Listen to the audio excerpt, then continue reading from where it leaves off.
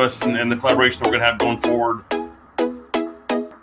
No better way to communicate to your audience. How do we grow strategically now that we've gotten the right path forward?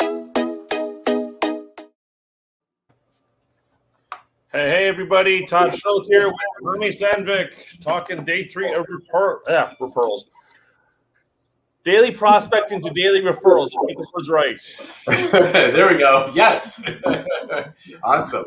Good to be back. Day 3. Yes, day 3. Day 5 of how to get referrals and win the business and not pay the man the money to get the leads that don't close. Exactly. Don't like and trust you. Paying money to be a slave to your phone because you got to take the inbound call, because if you don't, it'll go to another agent. Not a fun way to live, right? Nope. So before we get going, I do want to plug the a kind of an extension of a lot of what we're talking about. So yesterday's podcast episode, the Referrals Podcast episode 202, now gets added in. I went deeper into how I got my first agent recruit in, and just how that came about and whatnot. So gave a referral tip in there that kind of expands on what we're talking about. So I want to make sure. I don't know if I mentioned that yesterday or not. Let's drop that in the comments later here as well. So I know you posted in the page, but let's drop in the comments as well. Yeah. Okay. Cool. We'll do. Cool. Awesome. Yeah. So today, so we did mindset. Day 1, a little bit of mindset and writing handwritten notes to kind of what I call wake the database, right? To find people to talk to, find out who wants to be in communication with you. So that's a metric. And then yesterday we had the generosity call. So all about calling with a heart to help, driving maybe from that power note to the phone call. And so today, one-on-one meetings. So one-to-one meetings, not one-on-one. So one-to-one meetings are, there is a specific reason for that. It's a B&I thing that they're like, don't call it one-on-one, because in other cultures that means something different than it does here. Right. So it's like 1-to-1. So one-to-one meetings. So they one-to-one meetings are the most powerful way to meet with people. It's the high level in the book, The 7 Levels of Communication. It is the highest level of the pyramid. The most impactful thing you can do is a one-to-one meeting. And it's something that I think it's overlooked. Sometimes when people are getting started, that when you go networking in particular, the goal walking in the room is to find the people to do a one-to-one meeting with, right? It's not looking for the immediate sales opportunity. It's looking for who can I build a relationship with that can help the business. So one-on-one meetings are all about, really from a metrics perspective, how many in a week do you want to do? And that can be based on, if you're just getting started, it can be as many as 8 a week. You can run them in 2 different locations. If you're more advanced in business and time is a little bit more short, then it could be just 1 or 2 meetings a week, but those could be those really impactful, powerful meetings. So then you start to learn how to be specific with who you're meeting with. And one of the common things with one-to-ones, and I won't get super deep into this, but one of the common things with one-to-ones is, well, yeah, it's great, but I have to run all over the city. In Orlando, right? Orlando's 40 minutes from Orlando. So you're like running all over the city. That was one of the things I loved when I first started, was that I was running all over the city and I needed a solution to that problem. So we teach for those one-to-one meetings to make it doable to have 4 or 8 one-to-ones in a given week. We stack them. So we find one location and we say, at this day of the week, from this time to this time, I'm doing my one-to-ones. And the magic behind that is when you are out networking and someone's like, yeah, let's get together. You're like, okay, how does Tuesday at 4:00 at this place sound? And you're ready to go because you know exactly when and where you do your one-on-one meetings. And that's a super effective, efficient way so that you're not driving all over the city, meeting all over the place along the way. And it's something that when people get started, sometimes feel like, well, I don't feel comfortable doing that. I want to bend to their schedule, right? Well, I've got all the time, so what does it matter? But it really actually shows that you're super prepared. Now, you can always, on a case-by-case basis, decide if you want to bend that, but it works really well. And I always encourage people to at least do some level of blocking those one-to-ones so that they can be efficient, along the way. So you're very efficient with your time, because one-to-ones are not scalable. It is only you, and you can only do so many a week. So you have to be really dialed in about the amount of time that it takes to do them. Are you trying to? I know one guy was used to preach on the one-on-ones. We're going to meet at 4 o'clock, and I'm like literally setting up the next one at 4:30. So, where they purpose is to let those two introduce each other, and they can make a potential business connection as well. So you're feeding the fire to the next, feed the referral fire. Yeah, when you're getting started, it's kind of like just get people stacked, right? Just getting that muscle good. Once you're good with that, or if you have an established network, then ideally you want to be meeting one-to-one with first of all, with your referral sources you already have. So people that have sent multiple referrals that speak highly of you, you definitely want to be meeting with those people typically on a quarterly basis, one-to-one. And then the magic is exactly as you say. If you go networking and you meet someone for the first time and you see the potential to develop that relationship because there's an opportunity there, and you put them back to back with one of your greatest raving fans, then you meet with your ambassador or vice versa. And then when one comes and sees the other, because you're doing it back to back, then you get up and say, hey, this is so-and-so, this is so-and-so. You guys say hi, I'm going to be right back. And you go to the bathroom. And then you come back, which typically, if you're doing 4 one-to-ones, you need to anyway, because you're drinking water, drinking Diet Coke, drinking coffee, whatever. And it's like, it's natural anyway. But you specifically excuse yourself to go to the bathroom so that they can meet. And what happens then is the person who already likes, knows, and trusts you highly is speaking positively to you about the person that's meeting you for the first time in what we call your networking stack. And so that creates a great just next level transfer of trust, so that they already see you as an influencer, as someone that they respect and want to develop the relationship with. It's a very, very powerful strategy along the way. Perfect. I like that, because it's like if you can keep making introductions, it's going to lead to more business, and you're out trying to help more people. Yeah, exactly. And being able to strategically, even based on what it is that people do, again, this is like as you evolve in your network, then getting to the point where, hey, let the mortgage person meet somebody that would be helpful to them, and then you're stacking it based on strategically knowing who might want to meet them based on what they do as well, so that it's beneficial to them.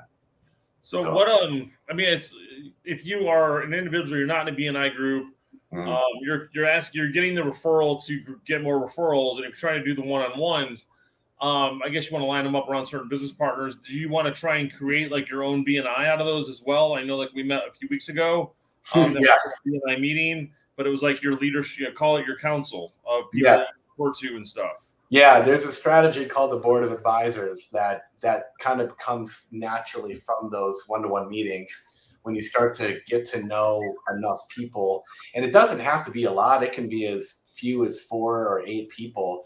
And then you host an event where you bring them together, and they don't know each other, but you've kind of vetted all of them. You know that their hearts are in the right place. They align with you on your values and beliefs about how to go about business. And then invite them all to get together in some fashion so they meet each other. There's different ways to do that. We did the board of advisors where, you bring people together, they meet each other, and in the process of that, they're helping you, kind of grow your business, but it also becomes collaborative with everybody in the room. So I think, actually, I do believe, especially for realtors, if you want to get in a BNI chapter, and you're like, especially if you just got started, but even if whether you just got started or you're more experienced in business, the best way to start a BNI chapter is to start it before you form the chapter, meaning have those people that you would want to be the foundation of a BNI chapter, get them in agreement on this, and then reach out to BNI and say, hey, I've got a group of 8 people that's already, one from each profession that is interested in starting a chapter. And then you're, as a realtor, because it's so hard to get in as a realtor to any chapter, not only are you then getting into the BNI network, and that just opens up a lot, but you're also forming that chapter with people that you've vetted. Right. That's super. That's kind of what we've done in our chapter. We went through a rebuild process, right? And we went down to our very core, and then we brought in people that we already had relationship with, and we just brought them in kind of all at once, pretty much. And that created a lot of energy and foundation for growth. So I've really realized that is if someone wants to form their own group from the people they're meeting with, that's the way to do it, and then you could formally form BNI. And I do think that's important because the structure and accountability and components that are involved with BNI are good. So most of the time in groups that don't have that, you end up with people falling off, not doing the work, that kind of stuff, and you have no real recourse for it. So that's another part, which got us completely off topic, but that's okay. No, but it's good because as you build your network, you want to like build it out. So that's the ultimate goal, right? Is to form you're forming your community, right? At the end of the day, this is all about forming the community, and what the daily activities help you ultimately create that army of ambassadors, your community that want to refer you, but they're also referring each other at the end of the day. That's the magic behind it. And that's why it's very focused in on business people and entrepreneurs, and forming those connections, because that's what's going to feed on a regular basis, in addition to clients, and they tell people and they know people, and staying in touch with them is very important, but to really create the exponential growth, that's the way, the way to do it is through networking. Right. So you wanted to dive in on the conversation a little bit. Yeah. Well, I thought about a couple different methodologies, right? So there's a lot of different ways, okay, so how do you do a one-to-one? And it's, mine are a little bit different than how a lot of people do them, based on my comfort level with different things. But, the core that I've always seen modeled, I think maybe what I'll just do is kind of go high level. It's like the first one-to-one, you want to get to know I always view the first one-to-one as a get to know you as a person one-to-one. Okay. I'm not, that's me personally. Now, other people might disagree, but I'm always going for that component. And then the follow-up one-to-ones, I start to dig deeper into business when I see that potential. Because if I'm meeting with someone and I can just, I really don't click, or B, I can just tell that they're not really interested in building the business the same way I am, then I'm not going to do a second meeting. It's gotten to the point now where that's not as much an issue, but when I was starting, it was. Right. So that's why I'm always looking at first to find their core beliefs, to find how they want to build business, and just doing that through questions. I think the easiest thing to model in terms of like a really powerful, great one-to-one that is entirely focused on the other person is to do something we call the forgotten strategy. So when I meet with someone, it's basically, you sit down, you kind of small talk for a little bit. So I would open with, how can I make this meeting, this one-to-one, the biggest win for you? Yeah. And I start with that. Okay. Keep it focused on them, and then that allows you to start opening the door on questions and just come from that place of contribution. So you're diving in to just see, like, we're meeting for the first time. I'm an agent, you're a coach. What can you do for me? Mm-hmm. More referrals, coaching, etc. Yeah, exactly. Because what happens in the process of that is, even though I just said like, oh, I'm getting to know you as a person. Yes, I get to know you by giving. actually, and it will draw things out. So yeah, so you start with just the contribution component, or if you're an agent and you're meeting with a lender, come from the same place. How can I make this the biggest win for you? And just see what they say, and then you kind of go from there with it. They may ask you questions, or it could go a number of different ways, but it opens the door, putting the ball in their court, while at the same time leading with contribution. And it helps you determine how are they going to find the meeting to be worth their time, basically. Right. So that's the first thing. And then from there, at some point in the conversation, I will say, okay, so what's your biggest challenge? Right. Specifically, what's your biggest challenge right now? And that starts to open the door. So this is kind of a serious question. Series of questions. We have 8 minutes, right? Do you want to? Yeah. Well, you do your high D version, right? Okay. So what's your biggest challenge right now? Mine is time management or overload of schedule. Overload of schedule. Okay. Biggest challenge is overload of schedule. Which creates lack of focus. Okay. Gotcha. Because you're back to back meetings and trying to time block something that gets missed that's more important than some of the other stuff. Yeah. Okay. So what have you tried so far to help you with that? Trying to delegate more off my plate, and I need to pick more high priority things that I need to be involved in versus others. Perfect. Okay, cool. Awesome. What were you delegating? Some calls that I don't need to be on, where I'm on them just to make sure I'm catching the content. That's a lot of it, because everything else I have has been delegated out that I think pretty much can be delegated.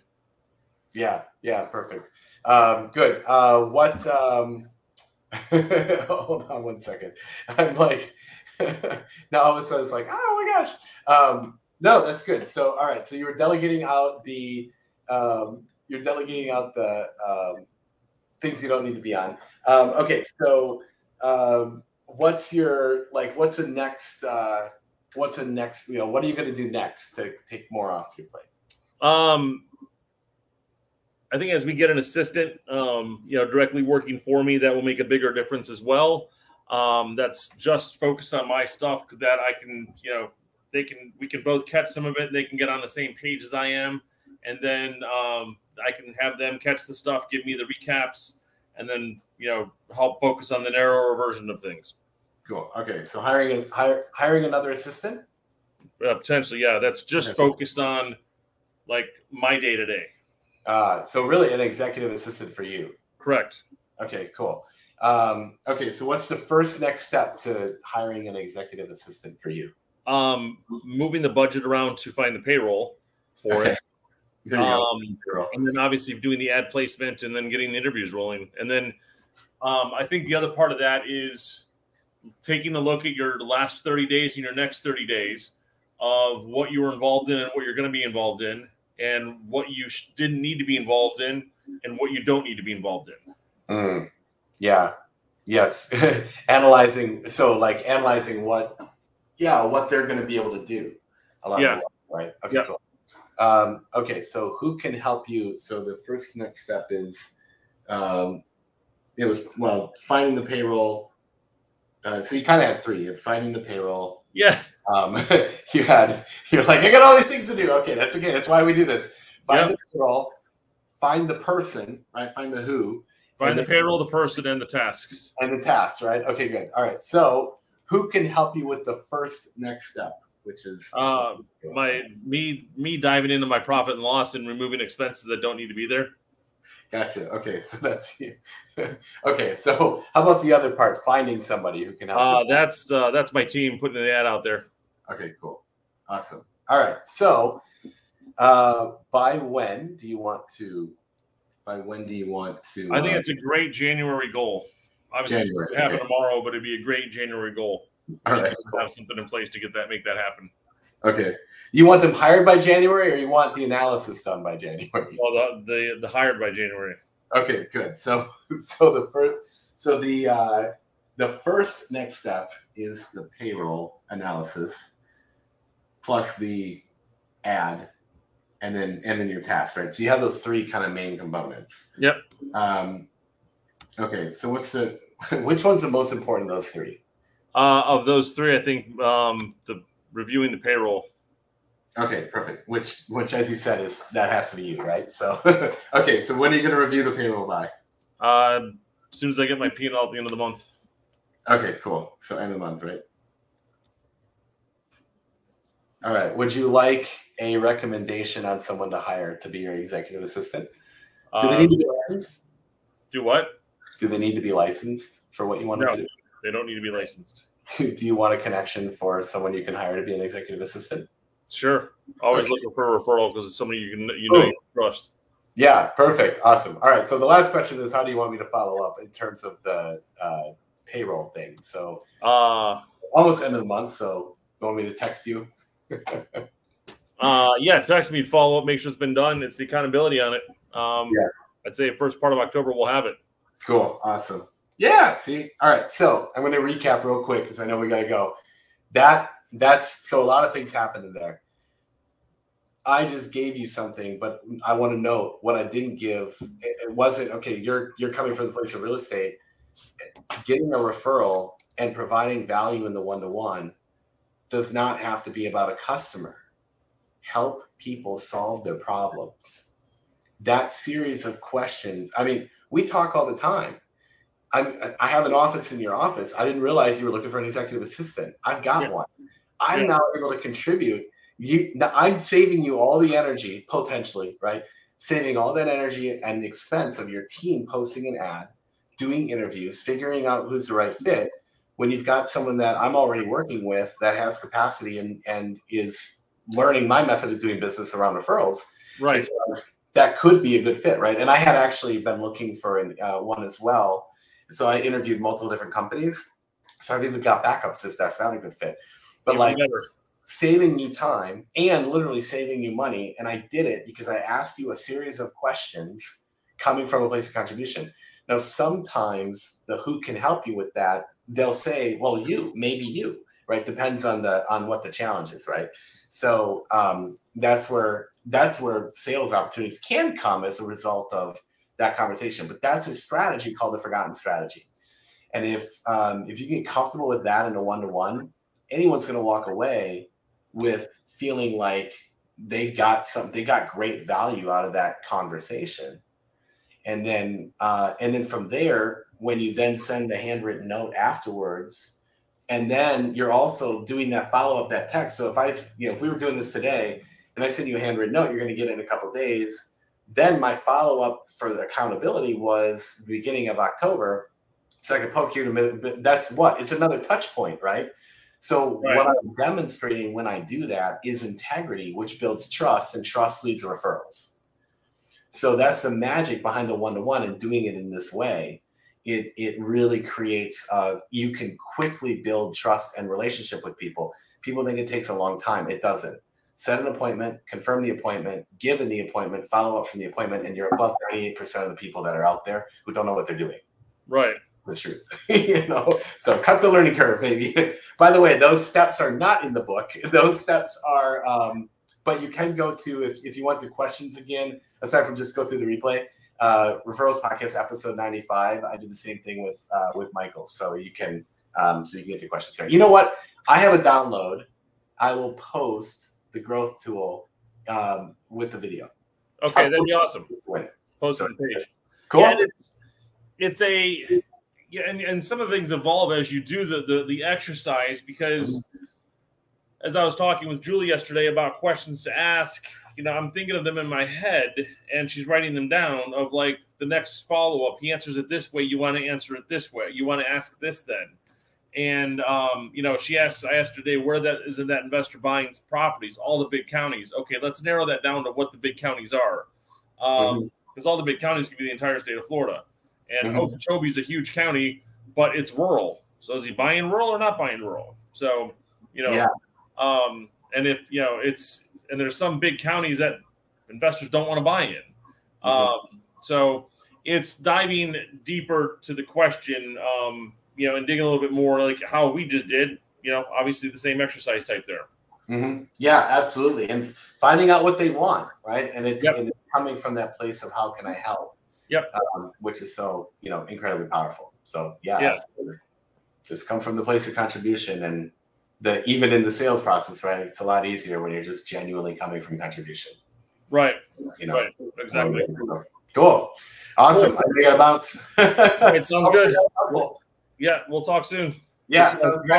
See you everyone tomorrow, everybody. All right, guys.